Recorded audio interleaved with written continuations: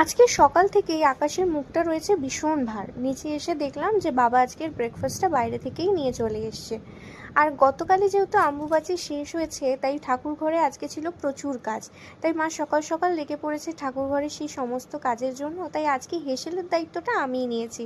প্রথমে আলুটাকে ভাজতে দিয়ে দিয়েছি, আর এদিকে আমাদের বাড়ির দুই ছোট সদস্য এখন বসে পড়েছেন যে যার নিজের কাজে। আর বাইরে হচ্ছে ঝমঝমিয়ে বৃষ্টি, আর এর মধ্যে আমাদের বাড়িতে আজকে চলে এসছে আমাদের এসিটা ইনস্টল করার জন্য।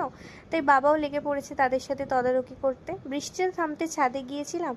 বৃষ্টির জলে যেন গাছগুলো আরও বেশি প্রাণবন্ত হয়ে উঠেছে।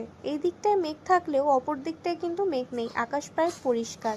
আর আজকে এই বৃষ্টির দিনে একদম পাতলা করে আলু দিয়ে চিকেনের ঝোল খেতে ভীষণ ইচ্ছা করছিল, তাই ওটাই বানিয়ে নিয়েছি। আমার রান্না প্রায় শেষ।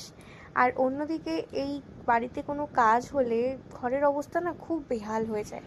তারপর স্নানটাও সেরে নিয়েছিলাম। স্নানটা সেরে এসেও দেখলাম এখনও কাজ হয়নি। কাজ শেষ হতে হতে প্রায় 2:30-3টে বেজে গিয়েছিল।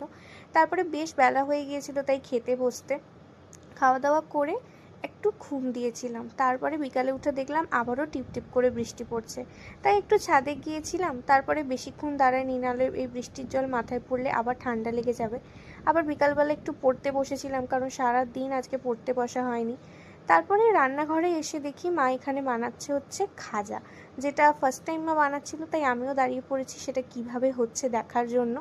বেশ খানিকক্ষণ ধরে দাঁড়িয়ে দাঁড়িয়ে এই প্রসেসটা দেখছিলাম মায়ের সাথে। আর এদিকে এখন কিছুটা খাজা ভাজতে দেওয়া হয়েছে আর কিছুটা হচ্ছে।